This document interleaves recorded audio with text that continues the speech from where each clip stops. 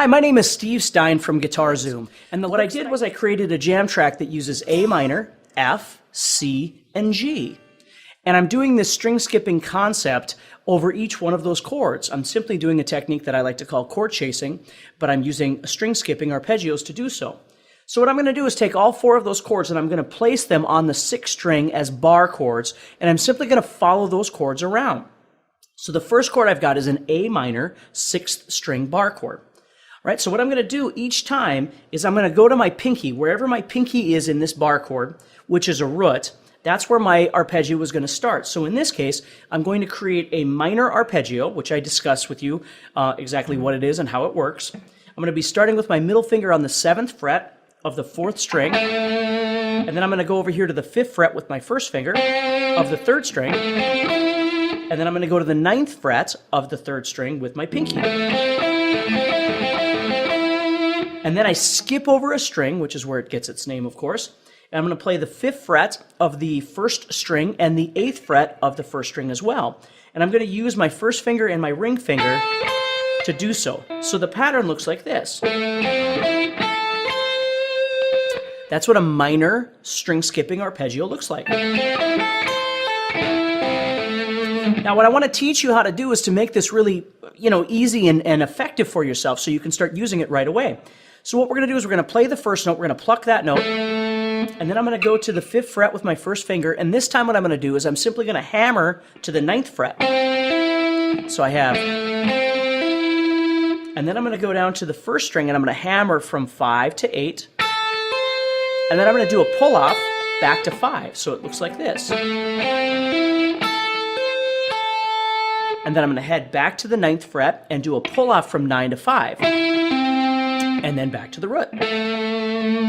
So I'm simply doing pick, pick, hammer, pick, hammer, pull off, and then pick, pull off, and then pick again. What I really want you to think about as you're trying to play this arpeggio is basically every time you go to a new string, you have to pick it to start the string to vibrate, okay? From there, we're just doing hammer-ons and pull-offs as necessary.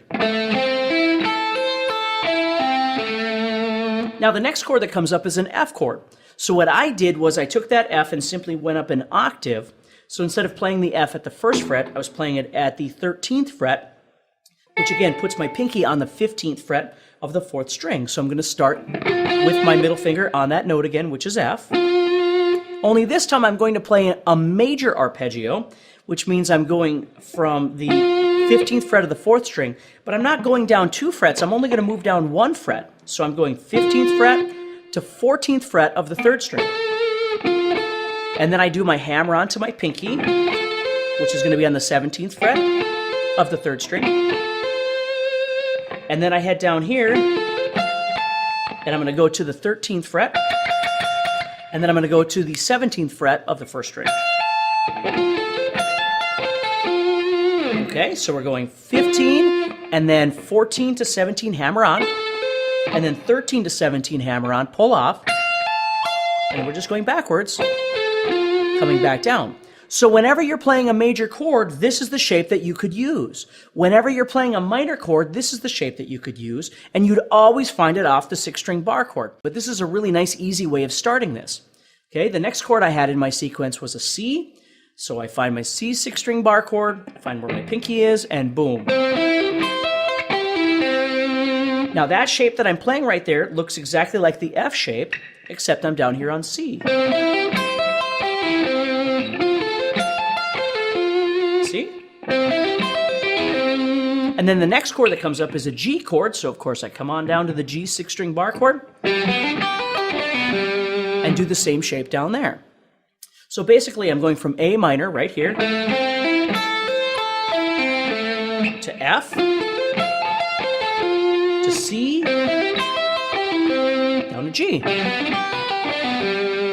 Now I also want to show you some really cool things that you can do with this to change up the idea. Okay, again, in a chord chasing fashion, if I was utilizing this shape, would I have to play it in that order? And the first thing to look at, of course, is no. I could do all kinds of different things. Like, watch this. I could maybe go up, And what I like to do is I'll return back to the first string. See how I return to the third string and back to the first string?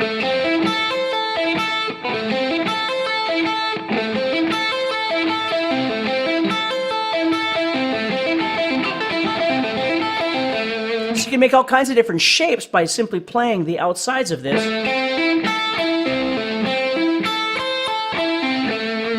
See? Go to major, same thing.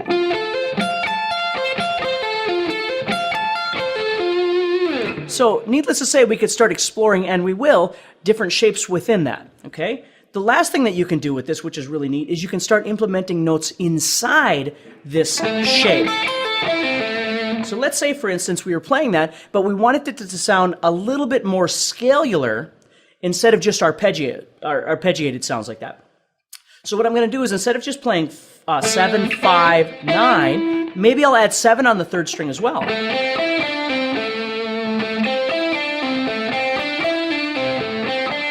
But to still get that string skipping effect, I'm going to jump over the second string. I'm going to head up here to my 5 and my 8. But instead of just playing 5 and 8, I could add the 7 in between. So I'm adding 2 new notes, the 7th fret of both the first and the third strings.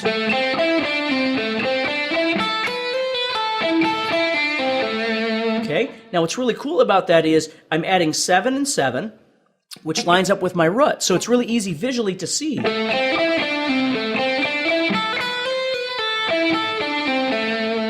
Now, if I was on a major arpeggio, I'll head back up here to the F shape, okay? Here's where my root would be, my middle finger. And again, I could simply add that same note, that middle finger, okay, on the same fret as the root was, on both strings as well. So those notes don't change. It's a really easy visual cue to see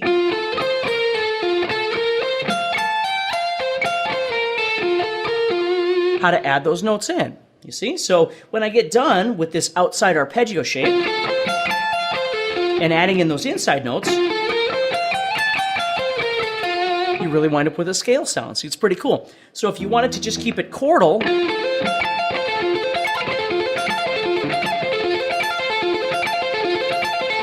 you can play the outside of it. If you want to start playing it more scalular,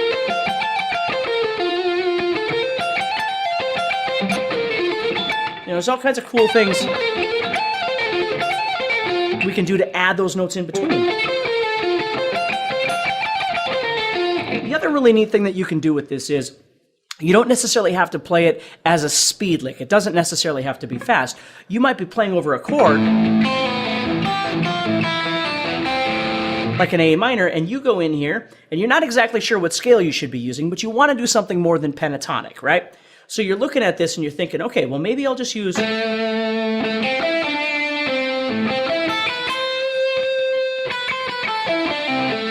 So you can use it in a soloing sense too, where maybe it doesn't sound like that.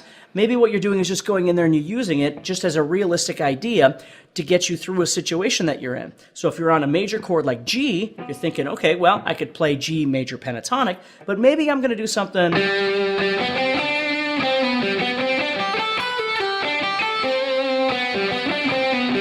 See? So I'm simply meandering through the shape to create some other kinds of sounds as well.